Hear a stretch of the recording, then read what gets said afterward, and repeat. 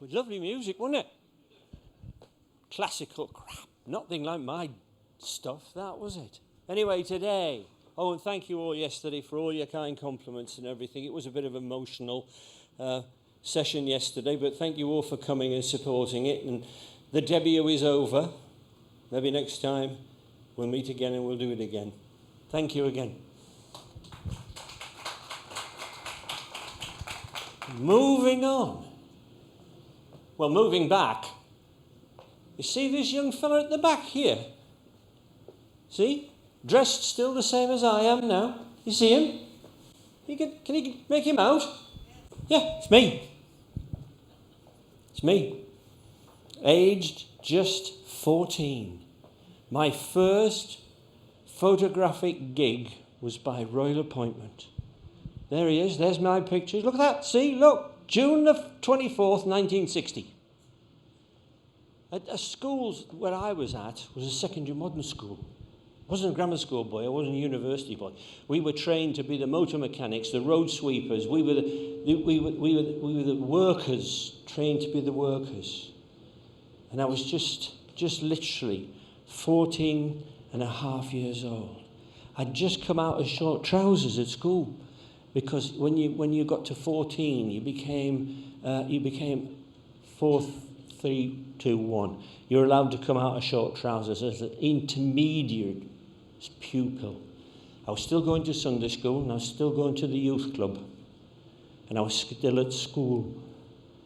But my mentor, my first mentor, my teacher, got me into this gig here to follow the royal visit to the town by the Duke of Edinburgh. He'd come to find out how his award scheme was going. And my teacher at school had enrolled me in it, and one of the sections was a hobby. And he put himself forward to teach photography. And as always through my life, I was the only one to put his hand up.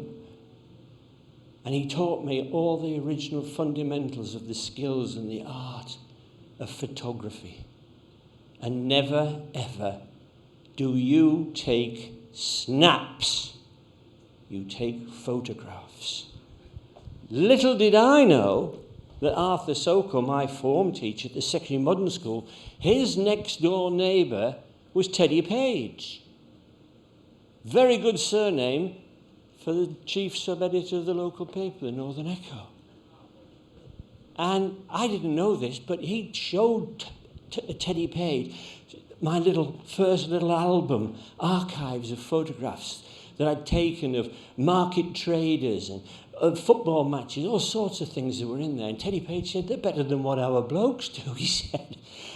And he said, he's doing the Duke of Edinburgh's award. He said, leave it with me. I'll send a note through to the press secretary, Buckingham Palace, and I'll see if I can get him attached to join all the other press photographers and television and this, that, and the other that was with the Duke all day.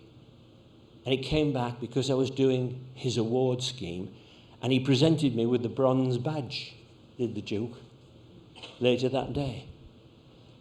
And I was with them all the time, watching all the protocol and follow. And all of these old press photographers couldn't have been more supportive of this kid. My mum and dad and my grandmum and my nana, they're all clubbed together to buy me a brand new suit, brand new collar and tie, shoot, the whole lot. And there I was with all of these professional photographers following the rules and regulations and protocol of how you covered a royal visit. And the first rule was, you never speak to an HRH, her or His Royal Highness, unless they speak to you first. That's the first rule of being a photographer, a royal photographer. Second thing is that when you go on these visits, there are two different types of positions for photographers. One's called the rota, which means... Did you see? That was good, wasn't it? Yeah. I'll do it again. We're off again. Here we go. One of them is the rota. And funny enough, they put me on the rota.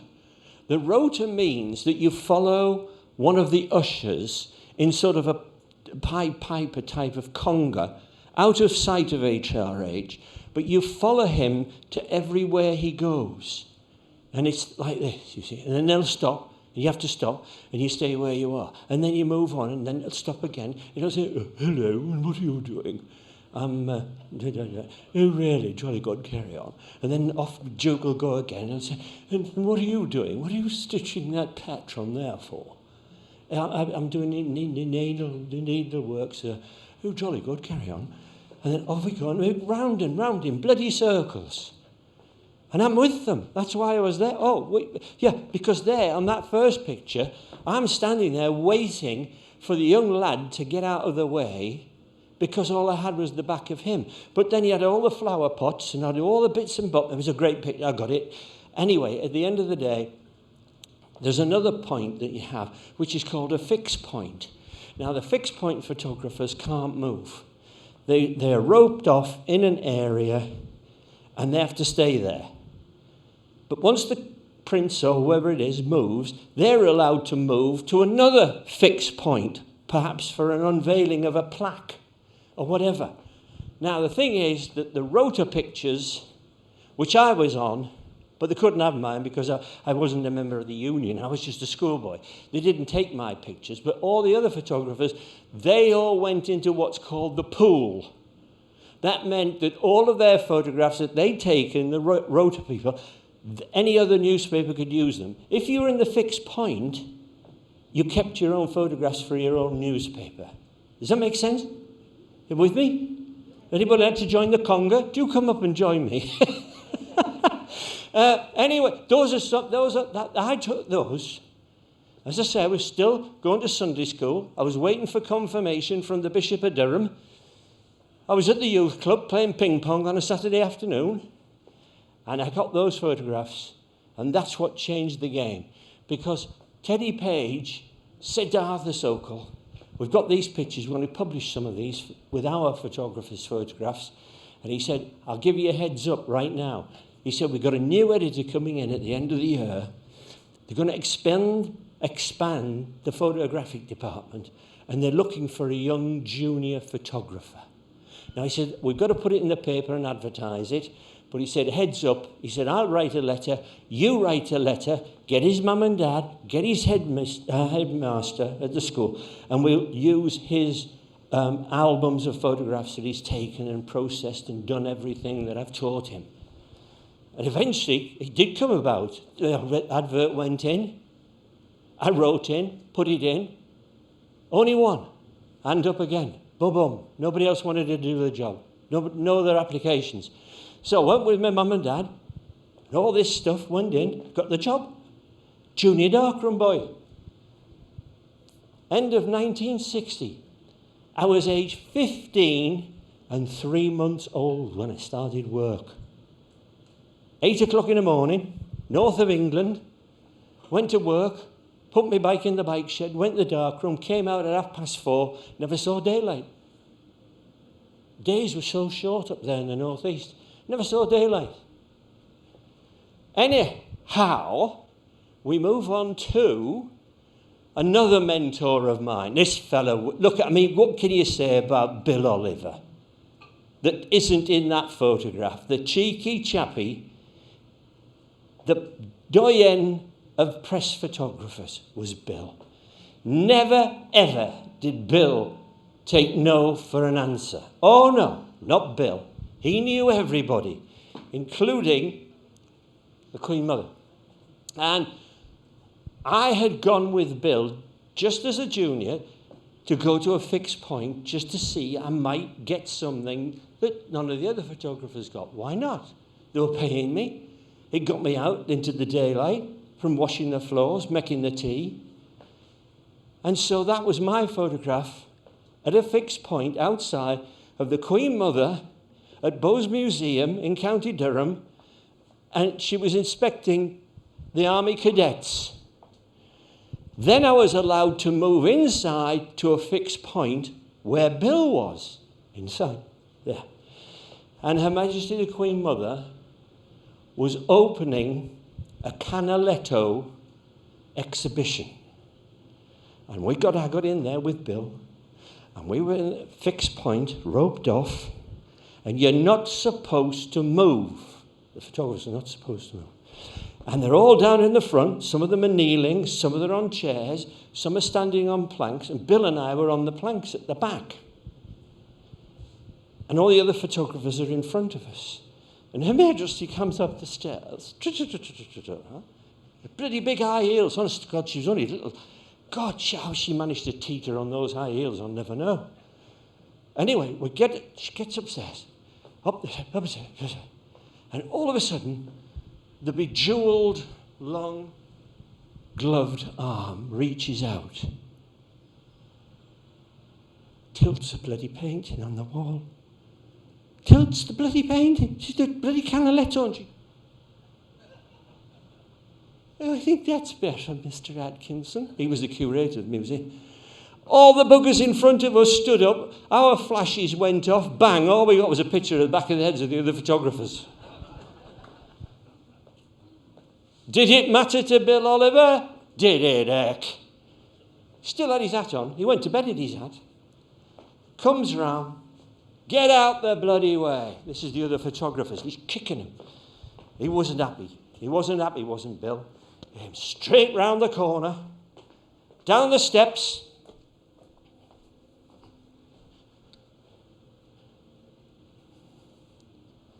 Morning, Mum. You're supposed to say good morning back to me. Good morning. Good morning. Good morning. I'm sorry, Mum. I was right at the back and I missed it. And what did she say? Never mind, Mr. Oliver. I'll do it again. By the way, how is Mrs. Oliver? And we're all the bloody press of her and the ushers and all these other people all standing there. And here's the Queen Mother asking how Bill Oliver's wife is. Oh, sorry, Mum. She's got a bit of a cold, otherwise she would have been. Do give her my best regards, would you? And we're all standing there, a bloody mouth wide open. Here he is, nattering away, and she's worried about how his wife is. Unbelievable. Unbelievable. It transpired that the Queen Mother's best friend was Lady Zetland that lived at Richmond, only about 10 miles away. Bill Oliver's wife had worked for Lady Zetland, and that's how they knew each other. But she'd never mentioned it to anybody. Story after story after story, isn't it? You must be getting fed up with all this. No? All right. Let me know if you've had enough, and yes, right. Now then, I've just got back from being with Bill. My first royal wedding. Again, I'm still 15. This is the middle of 1961. It is the wedding of a royal wedding. Anybody know who it is? You're absolutely right. Yeah. And that was the first wedding I did.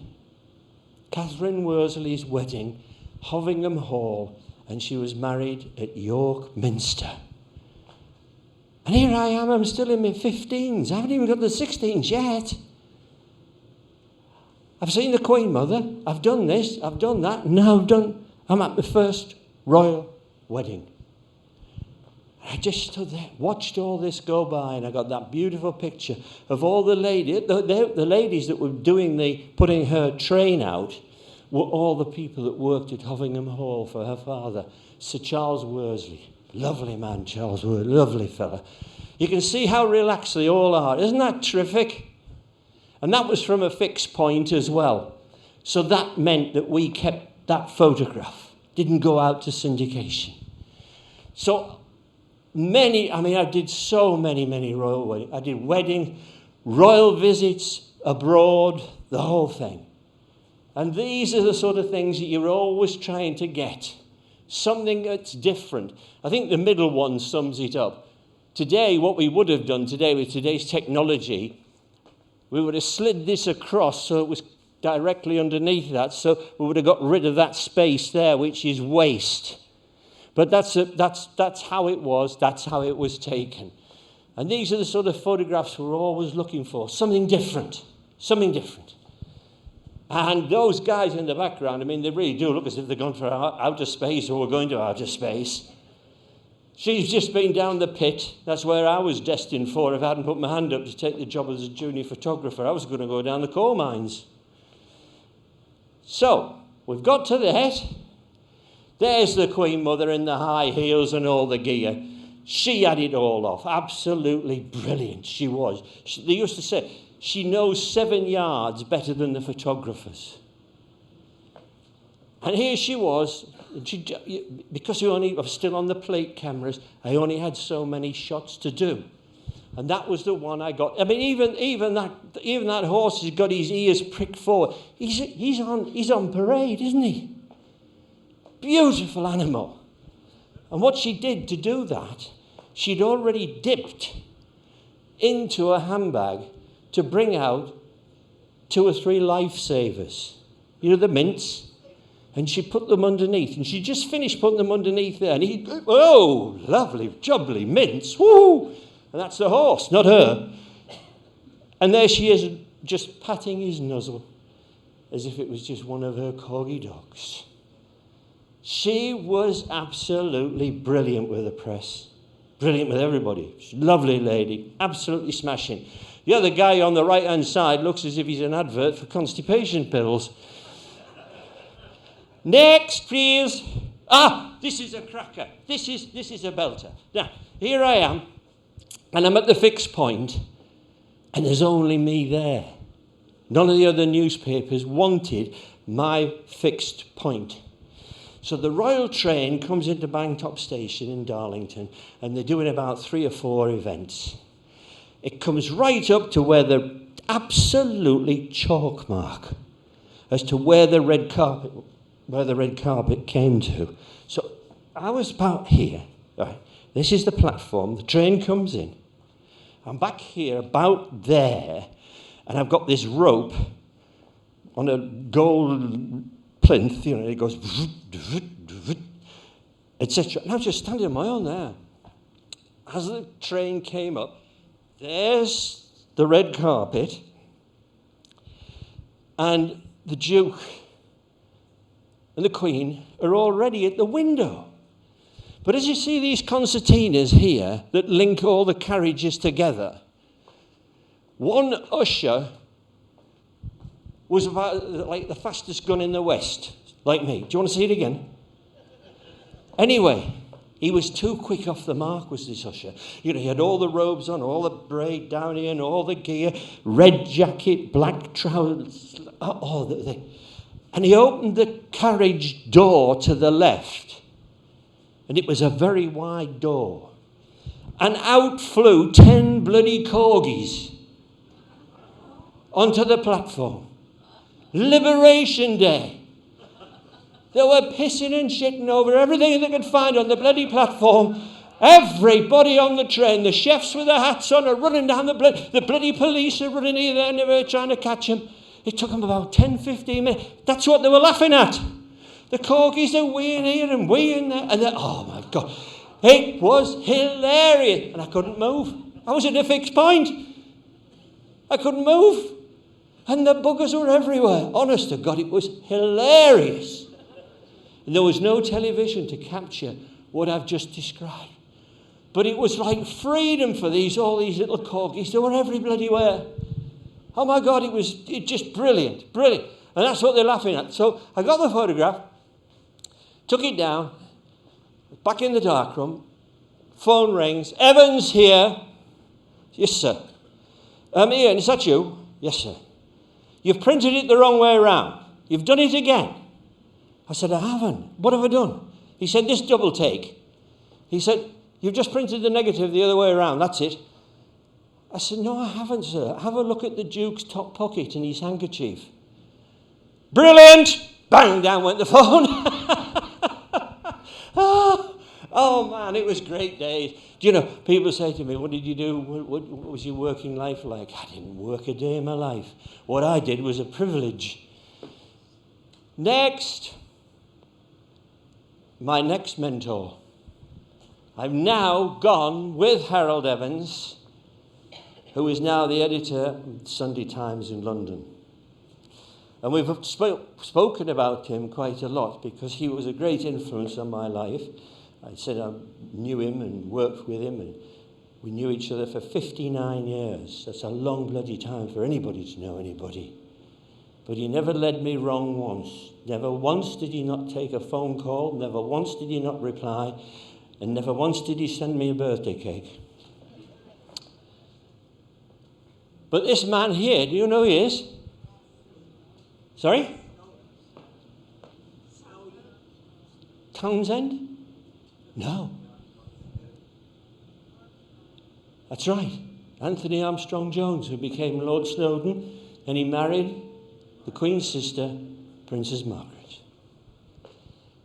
And he became a very close confidant and mentor to me at the Sunday Times, because this was like Harry going down the road 250 miles into the big city and into the big world of Fleet Street and into the big world of international publishing. And he helped me enormously. He was the kindest, open, friendliest chap you could ever wish to meet. And this takes us on to something that we did. This was his... Whoa. Missus must be chivying me up. What time did I start? 11? Finish at 1:45. Where were we? What was the one before that? Oh, that was it. Tony didn't like that photograph that they'd taken of him and his wife because he didn't like the fact that it wasn't framed correctly. So you've got all this waist on this side, and then you've got his arm coming out up here, and he just wasn't happy with it.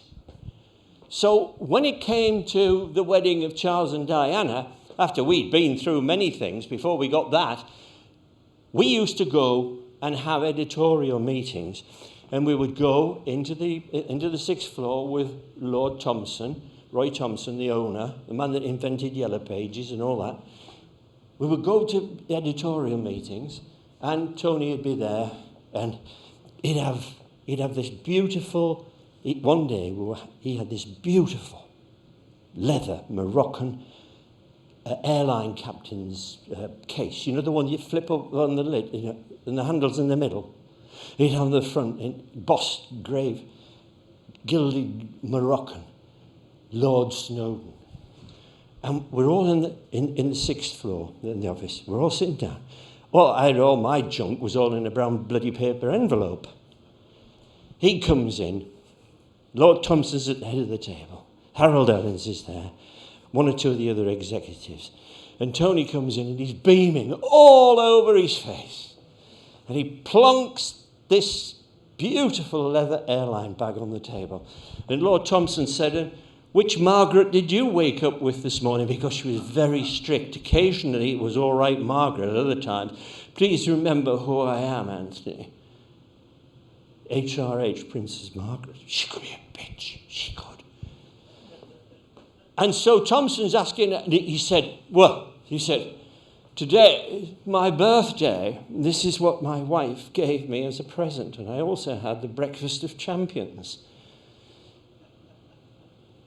And Lord Thompson looked at him, and he had these glasses on that looked like the bottom of beer bottles. And he put it on his... "I'm not sure I know what that means." He said, "But anyway, should we get on with this?" And Thompson's there, and he was sitting right opposite me, was Tony. Gets all this out and makes a real deal of clip, clip, clip, clip, up. And then inside it's all laid out. And he picks out this file, brilliantly done, with little flags on the top, so he knew exactly where to go. And I thought, bloody hell. This is a bit much. And Roy Thompson's in there, and you could see him waiting for the final thing that he wanted was the budget. How much was this all going to cost? Anyway, Lord Snowdon had found out. He'd found an indigenous species of Peruvian Indians, or something like that, up in the bloody... God knows where he wanted to go. Anyway, he said that nobody's ever found them. I've found a person that will lead us to it through the Andes Mountains. And I want to go. And Lord Thompson said, and what is the budget for all this? Well, he said, I need about 10,000 rolls of film. I've got to have someone who's my secretary. I need another assistant, etc., etc., etc. How long do you think he'd be away? Oh, probably about 6 weeks to 8 weeks. And you could see Thompson's brow, and he was sitting coming down. He was only a little fellow. And he got to the end of it, and he said, what do you think this is all going to come to, Tony? He said, well, I think at the moment a very, very conservative estimate would be between 25 and 35,000 pounds. And Lord Thompson just about had a bloody heart attack. Can you imagine all that just to go off and do a bloody colour feature for the colour magazine? 25 to 35,000. My budget for the job I wanted to do ended up being about 2 and 6. Anyway, what we did after that, when we'd finished all these editorial things and all these things happened, we went to do the real job, which was over the road in the pub. This is where it all happened. This is where it was all put together, ideas and all the people that were around that table. Over to the Blue Lion, in the back of the Blue Lion was the Sunday Times second office written on the door. So over the road we go into the Blue Lion. And Tony is talking about the fact that the Queen wants him to do the official portrait of Charles and Diana. Yes? Beer mats. Still there. This is what they did. This is how we did things. We went back there into the office, drinking pints and eating pies and sandwiches, so on and so forth. You've got Lord Snowdon and all the top people that work for the Sunday Times in. And Jerry Scarfe, the cartoonist, he said, this is an idea for the portrait, Tony, that you're looking for. And he drew it on the back of the bloody beer mat, a pencil. He used to do it quite regularly. When they were working out family photographs for the royal wedding, they'd have them all there in skeletal pictures. And they'd have the Queen Mother, Duke of Edinburgh, bride and groom's parents, and they were all stick figures. And this is what he came up with. There you go. And all drip back of a beer mat. You didn't know any of this, did you? No. I'm making it up as I go along.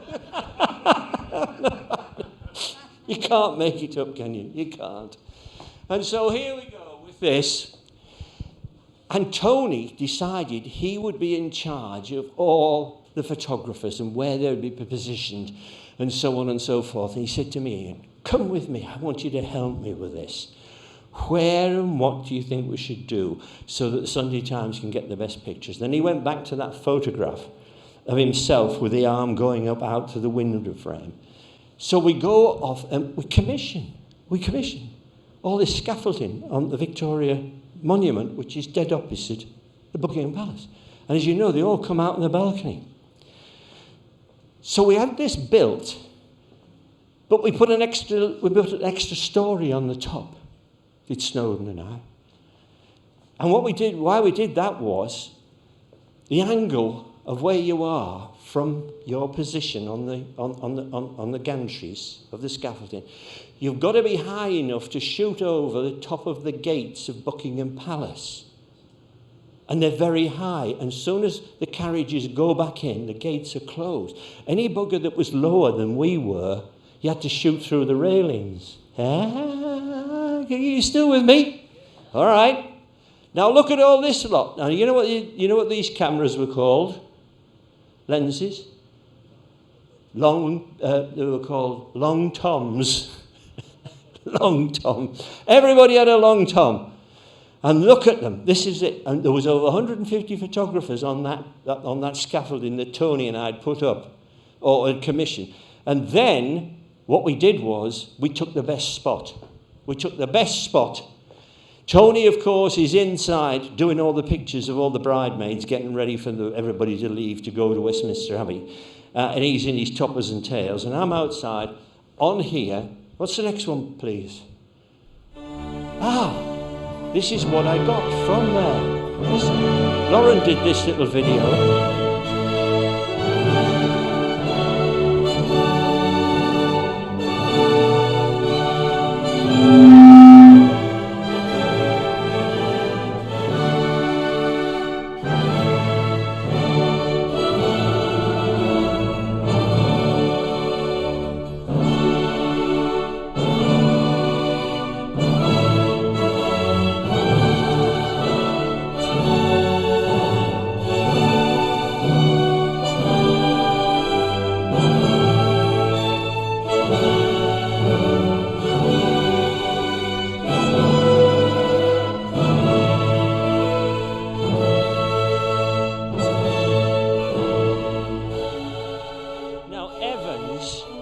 Evans did not like group pictures. You know, where people are standing there shaking hands and somebody's giving them a clock because they're retired. Who there wants a clock when they're retired? And he hated big groups. He wouldn't have them. He called them Al Capone type pictures, all up against a wall being ready to be shot. So I got this when I walked round the scaffolding at the top. And this is what happened when they came back, all the carriages came back from Westminster, and they reckon there was over 500,000 people just slowly, dignified, no problem, walked down the Mall. And they put that in two pages in colour. And then a couple of days later, I'm back in the office, and we're going through it and what we got. And Harry looked at it, and he knew what I was going to say to him. I saw it written over his top of his forehead. I said, "You didn't like big crowd pictures, did you, Harry?" He said, "No, I bloody didn't." I said, "Well, count them." And he just looked at me and said, forget it. So what had happened was we had worked out this picture. There it is. No one else could get that photograph because we had that section with a full background, the full picture. Couldn't do anything about what would do with the little children, but they made the picture as well. But nobody else could get that because everybody who's below us had to shoot up through the gates. And that's my picture of the kiss. Oh, no. What I was going to go on and say, now that the newspaper was sold to Maxwell and all his mob, it's made over millions for the company in syndication. How many times have you seen that photograph on television, in magazines, in books, everywhere? I got 600 quid. 600 quid. And that was for the day, not just for that. Because when you were on that circular scaffolding, when they came out, all the carriages went out and went round and then up the Mall, and then you get them photographed coming back round the Mall. So you got two for the price of one. And that's what Snowden and I did. We built that extra story on top. And we padlocked it all together with tripods, etc., etc. And when we got there the next morning, or I got there, I was with Terry Fincher and Dougie Kirkland. And we were the three photographers. And on the end was our cricket photographer, Patrick Ager, because he had a bigger long tom than anybody else had a long tom because of taking cricket pictures. So there's four of us. And because the others weren't on the staff, they'd been handpicked by Tony, I got the premier position on that fixed point, on that scaffolding. And that is what happened. And there's some of the other reproductions of these pictures that I've done over the years. I bet we'll have to move on, otherwise we'll be flying, putting the... So I started as royal appointment. Only a few weeks ago, I was in England. You remember I told you I took home most of my photographs of all these unknown pop stars at the Globe Theatre in Stockton. And they'd renovated the hotel. They'd renovated the theatre, 34 million quid. And so I was the guest of honour because they'd taken all my photographs. And that is His Royal Highness, the Duke of Gloucester, opening my permanent exhibition of photographs. Now, there's some of them on the wall. This is where he is now looking at them, right? There we are. There he is. He's looking at those, and I thought, he's going to be daft. He's never silly. He's never going to get them. Go back to the next one, honey. And he started off with me. And he said, Bruce Forsyth, Cliff Richard, Cilla Black, Adam Faith. Adam was a favourite of mine. I thought, bloody hell, he's a bit good. Shirley Bassey, Jean Pitney. Oh. Got down to this one. He went, he looks like the boxer Cassius Clay. But he didn't sing. No, I said he had poetry. So now I'm talking back there because he's speaking to me so I can speak to him. He said, it's Chubby Checker. I was going to say, did you want to phone a friend? Ike Tina Turner, Tom Jones, Chuck Berry, Cliff Richard, and the Kinks. I said, you just won $1 million. He loved it. He loved it. If you speak to them in a normal way, they're as nice as ninepence. So that was my last gig, again by roller point. And then we come under my mate O'Toole. Here we are, and Burton, and up in Northumberland at Bamborough Castle, where they're filming Beckett with Gielgud and all the rest of it. And what happened there was that I was picking up all of these good positions and points. And people and the other press photographers were saying, well, why is that? Because it was O'Toole. He kept pulling me aside and saying, just come and look with me. I look after you. Just stay with me. I couldn't understand why. But we became friends. We were friends up until he died, do with cricket and all the rest of it. And I couldn't understand why he was picking on me to get these good positions. It was only years later I found out that he was born and brought up about 40 miles away from where I was. And his first job at the Yorkshire Post in Leeds, he was a junior press photographer. And so I'm ending up right in the... I mean, you couldn't get better than that. This is the opening scene from Beckett. And then along comes Liz Taylor. And I love this little bugger who's eyeballing me here with his little Kodak camera. He was going places, but it wasn't me. I was bigger than him.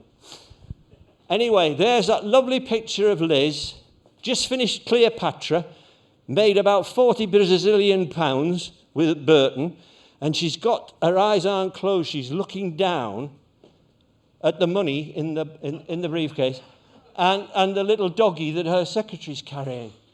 But because it looks as if her eyes are closed, it got published, but it didn't get syndicated.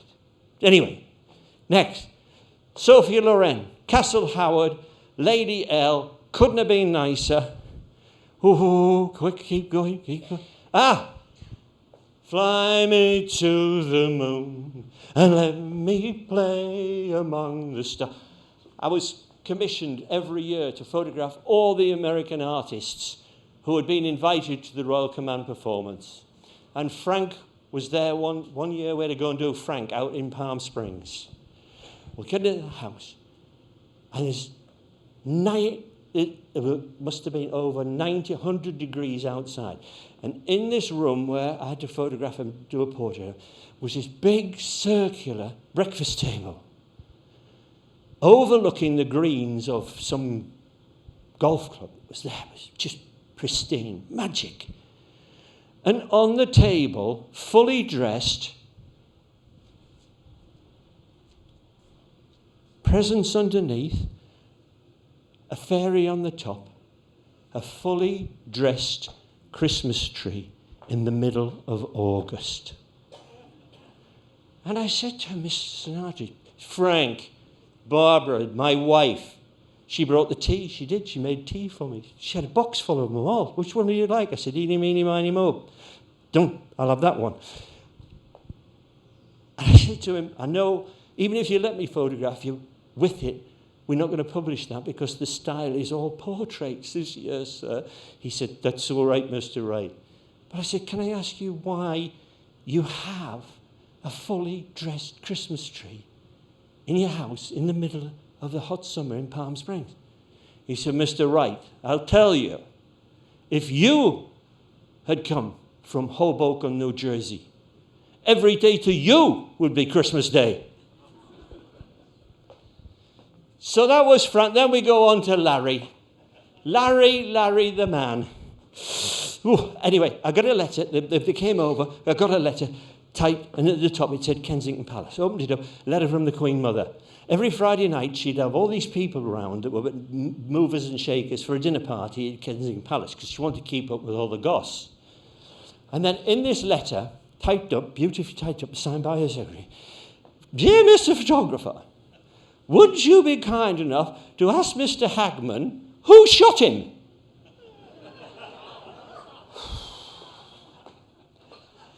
So I gave this to Larry. You know, I'm always talking about people's colours of their faces. He just went, and he said, I've signed a contract for $4 million, dollars, a confidential contract. He said, if I break it, it cost me $4 million. He said, do you think they'll terminate my... I said, no, don't worry about it. Don't worry, you'll be okay. They'll put you on. And Larry went with his mother, Mary Martin. This was the biggest seller. You know, you've got America. What's the American equivalent of a television thing? It was a big TV Guide. This is the equivalent of TV Guide. And it was the biggest selling copy ever produced. JR, by royal appointment, to appear before the Queen Mother at the London Palladium. And he thought he was not going to make it because he wasn't going to tell who had shot him. Okay, let's zip through that one. Let's get to... We've already got a quickie because this is a better one. Wait a minute. Jayne Mansfield got fired. She had this dress. It was supposed to not show all the naughty bits, but always did when she moved in it. And she got fired. Next. Got to get you this one. This is a belter.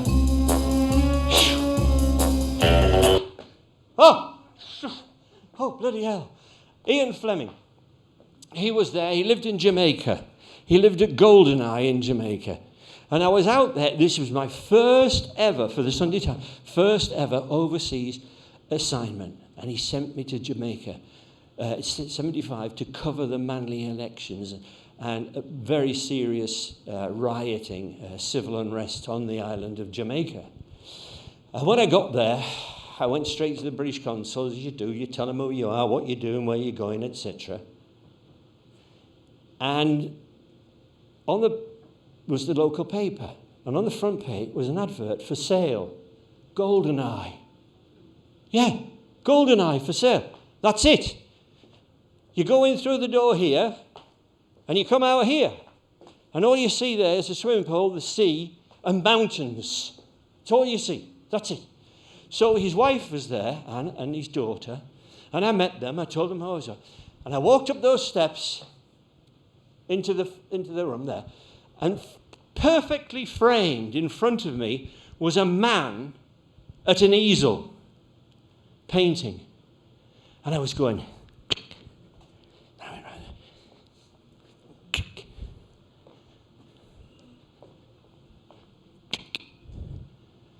And then he stopped and he turned and looked at me. I said, I'm terribly sorry to interrupt you. I said, I'm Ian Wright from the Sunday Times in London. I said, you were perfectly framed there against the backdrop through the house. It's this big, long passage. Oh, he said, that's no problem. He said, my name is Bond. James Bond. And I thought, I've fallen for this joke before with other people. I'm not going to take the piss out of him. And I said, really, very pleased to meet you. It was James Bond. James Bond, the ornithologist. And he had been a friend of the Flemings since he started. He was a professor of ornithology at Pennsylvania University. And he had been a house guest since the Flemings had bought the house in 53. A house guest. And Fleming is writing his Bond books at Goldeneye. And he said to him, he said, you know, I think, you know, with my background at Eton and all the rest of it, being a naval attaché in the war, you know, he said, I really think my name for the title of this character is far too well upbrow, you know, highbrow, a bit too snobby. He said, Ian Fleming, he said, Commander Ian Fleming. He said, do you have any objection if I just use your name? This is in 1952 when he's writing his first bloody book. And the guy turned around and said, no, you can use my name. And that's where the real James Bond came from. We did it. He's not flashing, he's not waving. Great, we did it. Bang on time, yeah! Oh! Ha, ha, ha! Phew! That took some effort, didn't it? Again, thank you all for coming. I told you it'd be different today, didn't I?